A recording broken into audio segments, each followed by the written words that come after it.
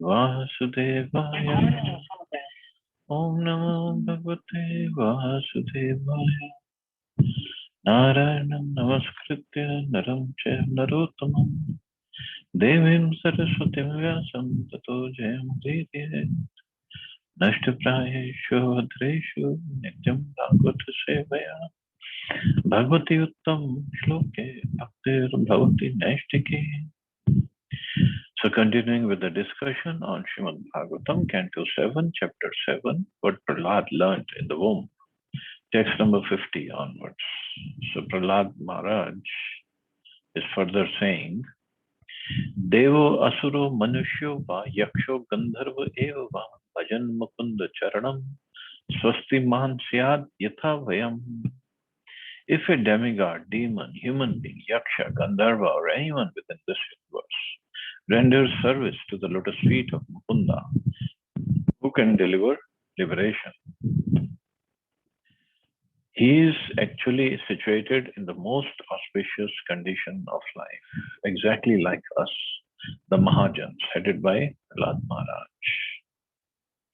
So Mukunda, the name Mukunda means Mukti Datati Iti Mukunda. So means one who gives liberation. Of course, there are other meanings also, acharyas have given, but this is the main meaning. So Prahlad Maharaj, by his living example, requested his friends to engage in devotional service, whether in demigod society, asura society, human society, Gandharva society. Every living entity should take shelter of the lotus feet of Mukunda and thus become perfect in good fortune. And this is again and again Prahlad Maharaj is stressing on this point. Do devotional service unto the Supreme Lord. Nalam dvijatvam devatvam rishitvam vasuratmajaha prinanaya mukundasya navritam na bhugyata na danam na tapochejya na shocham na vritani cha priyate amalaya bhakya hariranyad vidambanam. My dear friends, O sons of the demons, you cannot please the Supreme Personality of Godhead by becoming perfect Brahmins, demigods, or great saints, or by becoming perfectly good in etiquette or vast learning. None of these qualifications can awaken the pleasure of the Lord. Nor by charity, austerity, sacrifice, cleanliness, or vows can one satisfy the Lord.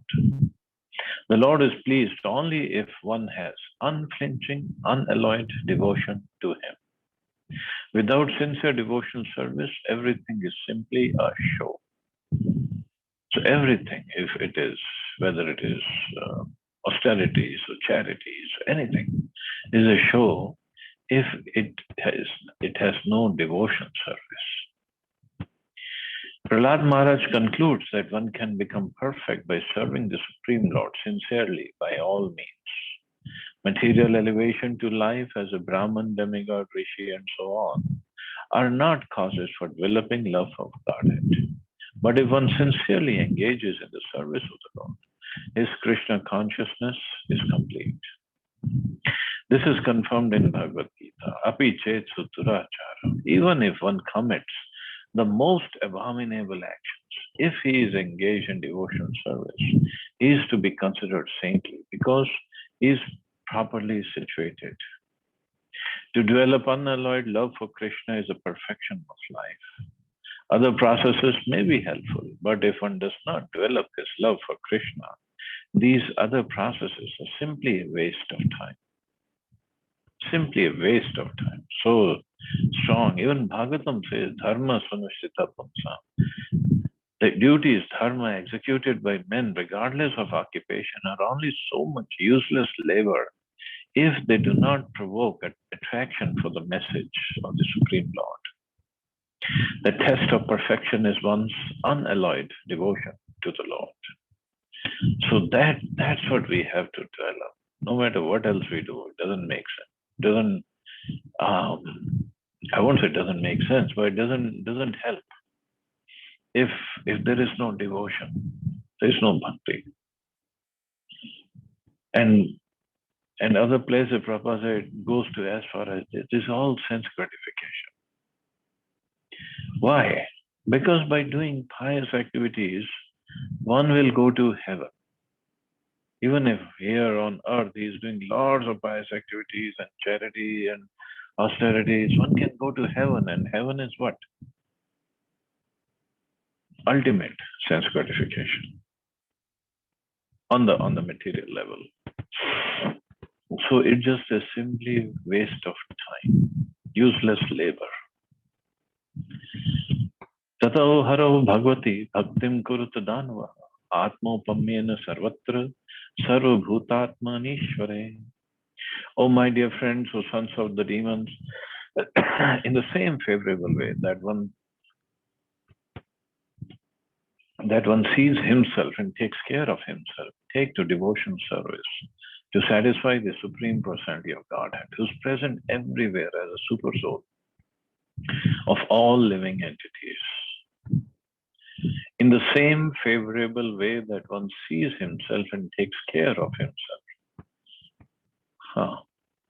The word Atma Anupamyena refers to thinking others to be like oneself. One can very intelligently conclude that without devotional service, without becoming Krishna conscious, one cannot be happy. Therefore, the duty of all devotees is to preach Krishna consciousness everywhere, all over the world. Because all living entities without Krishna consciousness are suffering the pangs of material existence. To preach Krishna consciousness is the best welfare activity. Indeed, it is described by Shri Chaitanya Mahaprabhu as Parupakar, work for the true benefit of others. The activities of Parupakar have been especially entrusted to those who have taken birth in India as human beings. The entire world is suffering for want of Krishna consciousness. Therefore, Shri Chaitanya Mahaprabhu advised all human beings born in India to make their lives perfect by Krishna consciousness and then preach the gospel of Krishna consciousness all over the world so that others may become happy by executing the principles of Krishna consciousness. So among the demons, now it is, this was being taught by his guru, Chanda Namarg, that you have to differentiate between enemies and friends, and some are your enemies, some are your friends, you have to deal with them accordingly. But as a Mahabhagavat, Prahlad Maharaj could not. And this is what he is saying here also. Deal with everybody equally. The Prabhupada refers to thinking others to be like oneself. But they all are spirit souls. The difference is on the bodily level, but the Mahabhagavat looks beyond that. And that's when we deal in this way, thinking everybody is a spirit soul and everybody is part and parcel of Krishna. Everybody is dear to Krishna. Then we can preach, and then we can see how everybody is suffering. Not that if somebody is my enemy, or I think he's my enemy, or I don't like him, for whatever reason, maybe caste, creed, religion, color, sex, whatever, is different, or he or she is different, I'm not going to preach to him. That is not preaching. That will not please Krishna. Because here we're not supposed to differentiate or discriminate who's supposed to get bhakti or Krishna consciousness and who's not. Whatever his or her sanskar is, they will act accordingly. But we have to try to preach to everyone. And this is, the Prabhupada again brings up this shloka, Bharat Bhumite Haila Manusya Janma Jar. That this is the prime duty of everybody who has taken birth in India as human being. That Janma Sarthak Kari, make your life successful, and then Kara Paropakar, do the true beneficial activity for others, which is to give them Krishna consciousness. So this is completely opposite to what the demons do. They never do Paropakar. They never do Paropakar in the sense that we want to give the ultimate beneficial activity. No. Dataya yaksha rakshansi striya shudra vrajokasaha khaga mrigaha papajivaha santihi achyutatam gataha. Oh, my friends, O sons of demons, everyone, including you, the yakshas and rakshasas, the unintelligent women, shudras, and coward men, the birds, the lower animals, and the sinful living entities, can revive his original eternal spiritual life and exist forever simply by accepting the principles of Bhakti Yoga. See, this is the original eternal spiritual life of everybody. It doesn't matter which body we are in. The soul is same. It just, everybody needs some help by our preaching. The devotees are referred to as Achyuta Gotra, or the dynasty of the Supreme Personality of Godhead.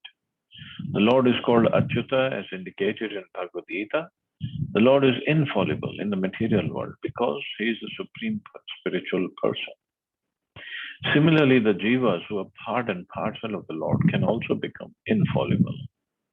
Although Prahlad's mother was in a conditional state and was a wife of a demon, even yaksha, rakshas, women, shudras, and even birds and other lower living entities can be elevated to the Achyuta Gotra. Even birds, animals, the family of the Supreme Personality of Godhead, that is the highest perfection. As Krishna never falls when we revive our spiritual consciousness, Krishna consciousness, we never fall again to the material existence. One should understand the position of the Supreme Achyuta, Krishna, who says in Bhagavad Gita, Janma karma chame divyamevam yaveti tattva.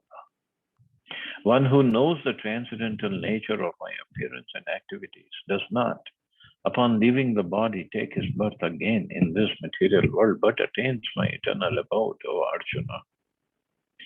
So this is Krishna's promise, and he is Achyuta. He never falls from his word or falls from his position.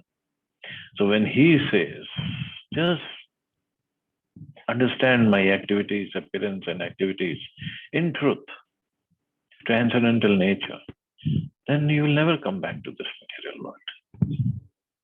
One should understand Achyuta, the supreme infallible, and how we are related with him, and one should take to the service of the Lord. This is the perfection of life. Srila Madhvacharya says, Achyutanam Chuti-varjanam. The word Achyutanam refers to one who never falls to this material world, but always remains in the Vaikuntha world, fully engaged in the service of the Lord.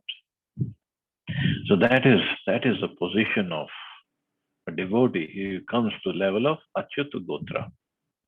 In fact, after initiation in this proper parampara, then whenever we go into any temple and they do the puja and they ask for Gotra, then we don't say our other Gotra which were from our birth, whatever Kashyap or Bharadwaj or whatever it is.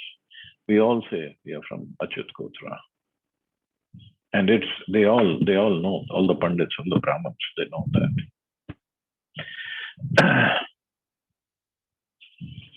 So that means Achyut Gotra means we are in the, of course, everybody is in the dynasty of the Supreme Personality of Godhead.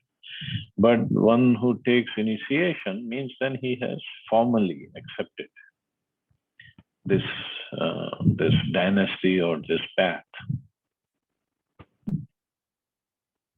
And anybody or everybody, Prahlad Maharaj is saying he himself is from the family of demons, and he is saying anybody, even birds, animals, everybody can come on this path of Bhakti Yoga.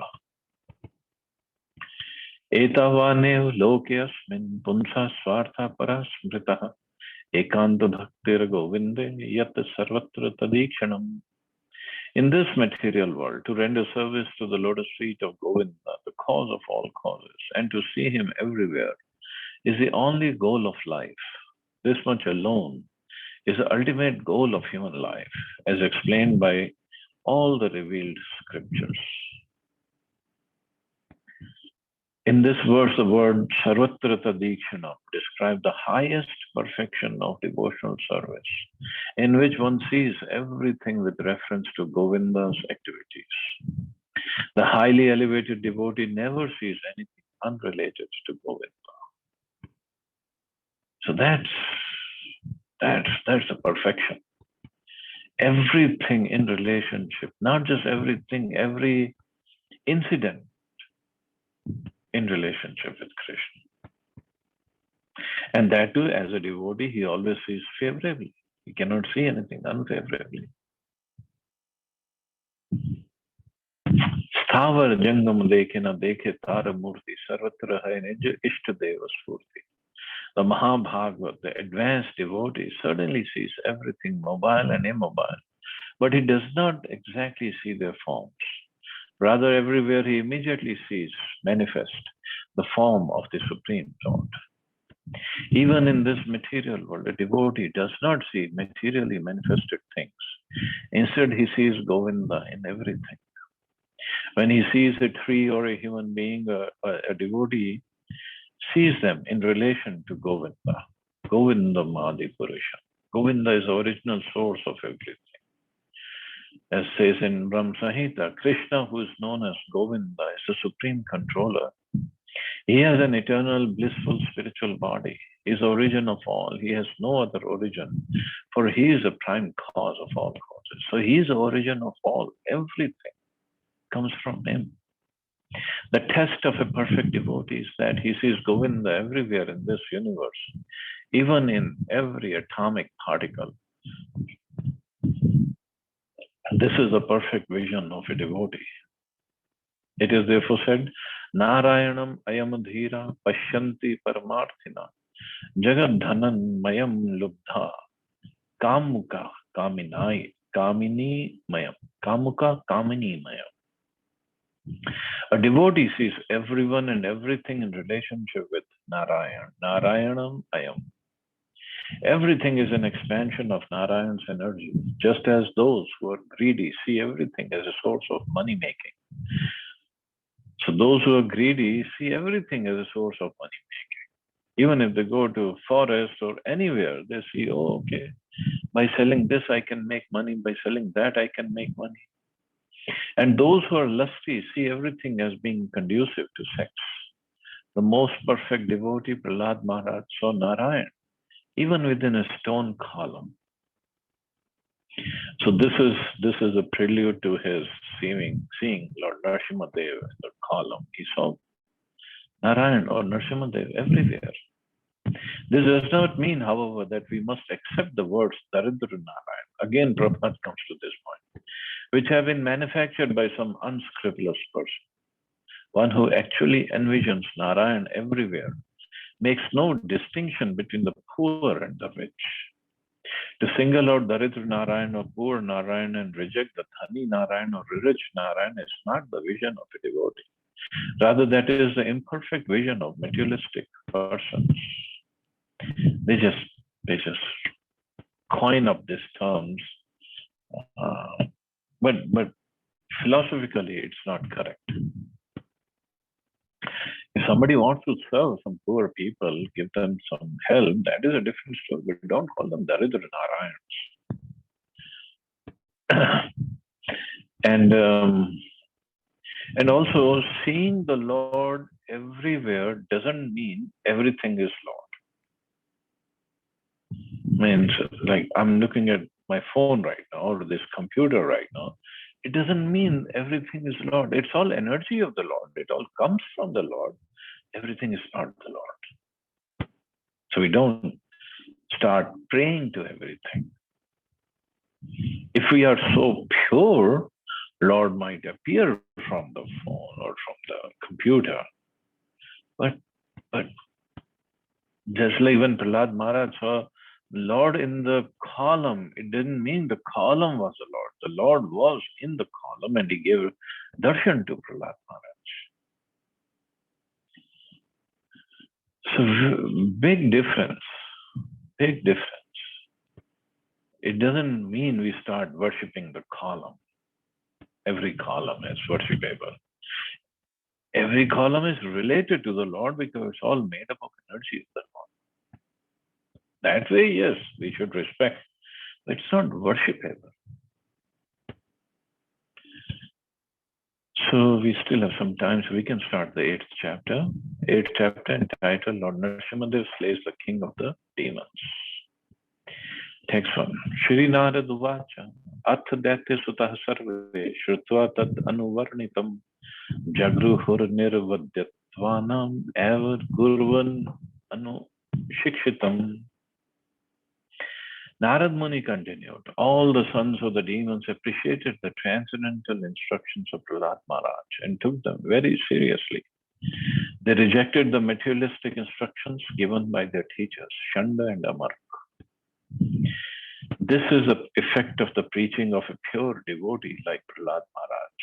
If a devotee is qualified, sincere and serious about Krishna consciousness, and then if he follows the instructions of a bona fide spiritual master, as Prahlad Maharaj did when preaching the instructions he had received from Narad Muni, his preaching is effective. As it is said in Srimad Bhagavatam, Satam Prasangam Mama Vir. If one tries to understand the discourses given by the Sat or pure devotees, those instructions will be very pleasing to the ear and appealing to the heart.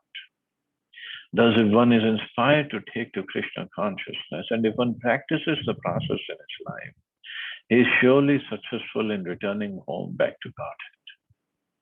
By the grace of Prahlad Maharaj, all his classmates, the sons of the demons, became Vaishnavas.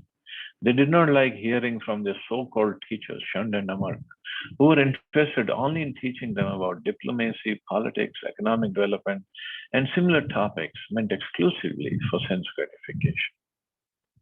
So this was the power of Prahlad Maharaj because of his surrender, because of his devotional service of such a high caliber. Although he was only 5 years old and he was the batchmate of all these boys, but the sons of the demon, they like to listen to Prahlad Maharaj more than even their own Gurukul teachers. This is what purity does. This is what our surrender does. And when one is more surrendered, following the rules properly, and more devotionally inclined or devotionally advanced, then his preaching takes effect, more effect. And the preaching is what? Basically to transform the heart of people. So one can transform. So when we see somebody is preaching more effectively or having more people following him because they are inspired by him, we should not feel envious or jealous of that person. It's his surrender, and that's why Krishna has given him this kind of following. Krishna Shakti Vina Nahi Tara Pravartan. It says in Charitamrita that without the mercy of Krishna or without the strength, power given by Krishna, one cannot preach, one cannot transform the hearts of others. And Krishna gives his mercy depending upon the sincerity of a devotee. Simple. So one should try to become sincere, more surrendered. And Krishna will extend his mercy upon that devotee also, instead of becoming jealous or envious. Srila Prabhupada was so successful all over the world because of his surrender, because of his faith in the holy name.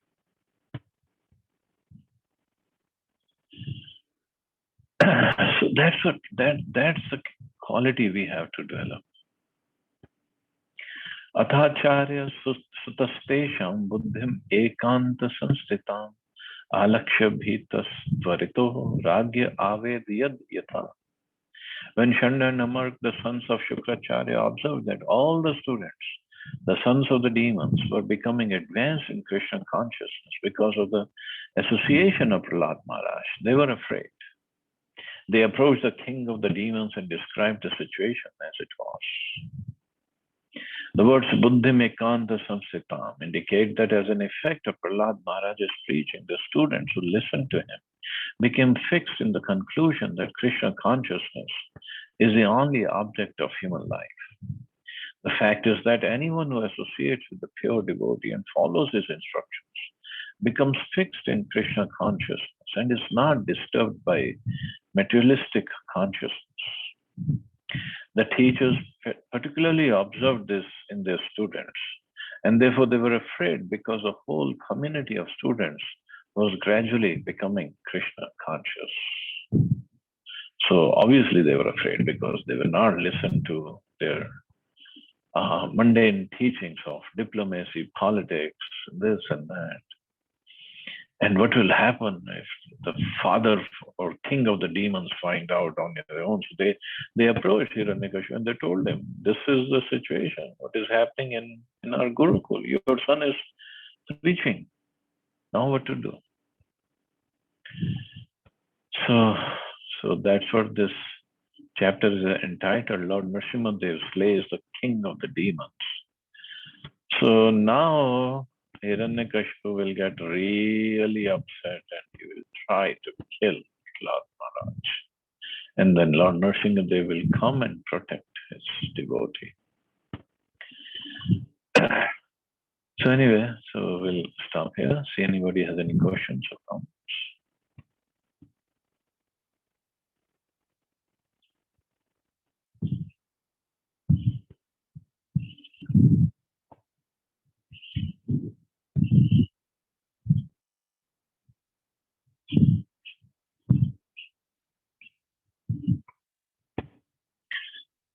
Okay, so you all have a safe and wonderful day. Hare Krishna. Jai Shri Ram.